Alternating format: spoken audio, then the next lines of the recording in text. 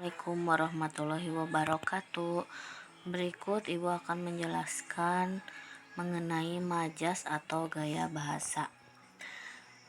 Sebelum kita mengetahui apa itu majas dan gaya bahasa, di sini ada fungsi dan tujuan menggunakan majas. Yang pertama, menghidupkan cerita, memperindah sebuah karangan, menarik perhatian, memberi nasihat atau petuah, memperhalus ungkapan yang kasar, dan menyindir. Nah, jenis-jenis majas ini dibagi menjadi 4 bagian. Yang pertama ada perbandingan, pertentangan, penegasan, dan sindiran. Selanjutnya ini perbandingan dibagi lagi menjadi 11. Ini kalian bisa lihat ada 11 majas perbandingan macamnya. Nah, kita masuk ke pengertiannya. Nah, di majas perbandingan itu yang pertama ada metafora. Metafora adalah membandingkan suatu benda dengan benda lain yang mempunyai kemiripan sifat. Contohnya, Dewi Siang muncul di balik awan. Dewi Siang di sini adalah matahari. Beliau gugur sebagai kusuma bangsa. Kusuma bangsa di sini adalah pahlawan. Terus ada perbandingan atau personifikasi. Personifikasi ini mengungkapkan benda mati sebagai makhluk hidup atau memberikan sifat-sifat manusia pada benda mati. Contohnya, rembulan terlelap di bumi di buai mimpi. Rembulan di sini tidak mungkin terlelap, ini seperti manusia ya. Penanya menari-nari di atas kertas. Terus ada juga litotes. Litotes ini menyebutkan kata-kata yang maksudnya berlawanan arti dengan kata yang digunakan untuk merendahkan diri. Contohnya, singgahlah sebentar di gubuk kami. Nah, di gubuk di sini bukan berarti gubuk yang terbuat dari gubuk, tapi ini termasuk dia merendahkan diri. Ternyata rumahnya itu besar.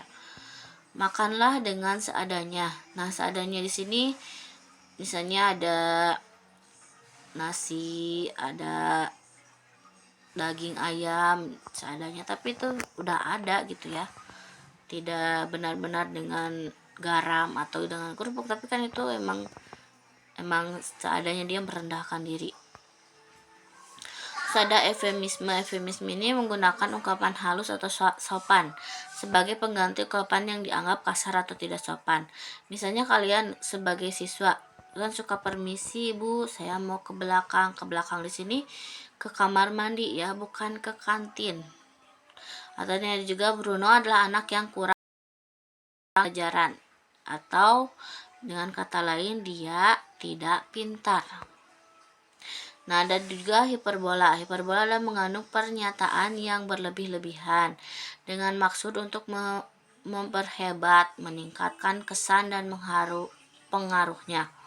Contohnya, cintaku padamu sedalam lautan. Pada lautan kan tidak tahu dalamnya seperti apa ya. Sampah di sudut kelas itu semakin lama semakin menggunung karena lama tidak dibersihkan. Jadi kalau di sini biasanya disebut dengan lebay, jadi berlebih-lebihan. Ada juga sinekdok pars pro toto. Di sini menyebutkan sebagian suatu benda tetapi yang dimaksud seluruh benda tersebut. Misalnya, telah kuterima sepucuk surat cinta darinya. Ini sepucuk. Sepucuk bukan berarti satu lembar ya, tapi dia banyak. Atau satu helai, tapi tidak ya. Terus ada juga sejak pagi Milo tidak kelihatan batang hidungnya. Batang hidung Milo ini dia diartikan sebagai keseluruhan tubuhnya. Ada sinekdok totem pro parte. Di sini menyebutkan seluruh benda tetapi yang dimaksud sebagian benda tersebut.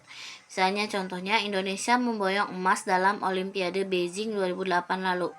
Nah, Olimpiade emas ini bukan ini Indonesia, tapi dia adalah satu orang ya, misalnya satu orang atau beberapa regu. Tapi dia dianggapnya se-Indonesia. Akibat guyuran hujan semalam Surabaya terendam banjir.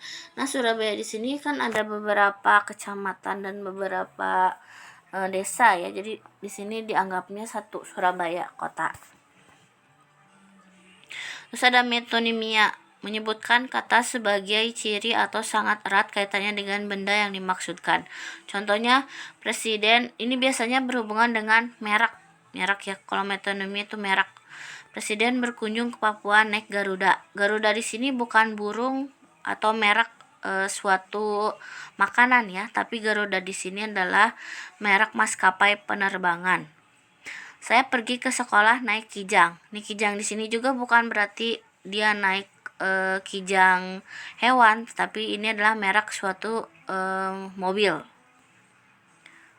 Ada juga alusi, menyebutkan nama atau tempat, nama tokoh atau nama peristiwa yang terkenal baik fiksi maupun non-fiksi untuk menyatakan sesuatu. Misalnya jangan kau menjadi si maling kundang, karena ini si maling kundang adalah cerita fiksi ya.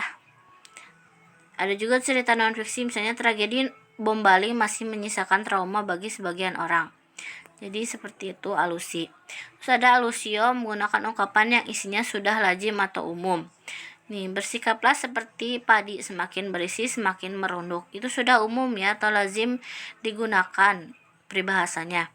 Belajarlah yang giat agar tidak seperti katak dalam tempurung.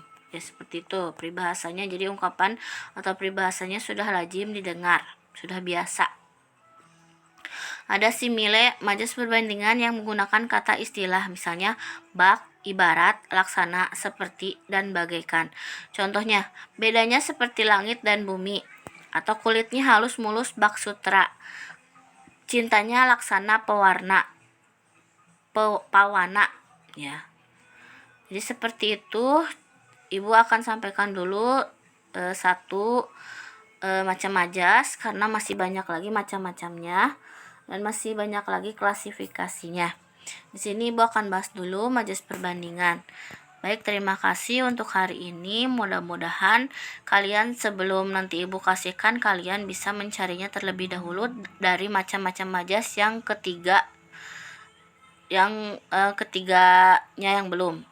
Yang kedua, ketiga, dan keempatnya boleh kalian cari terlebih dahulu untuk supaya kalian mempelajarinya ya. Nah, ini nanti ada tentang itu, ada paradok, kontradiksio, dan antitesis, dan banyak lagi. Nanti kalian boleh cari terlebih dahulu, nanti baru Ibu akan memberikannya. Sampai di sini dulu. Terima kasih. Wabillahi taufiq wal hidayah. Wassalamualaikum warahmatullahi wabarakatuh.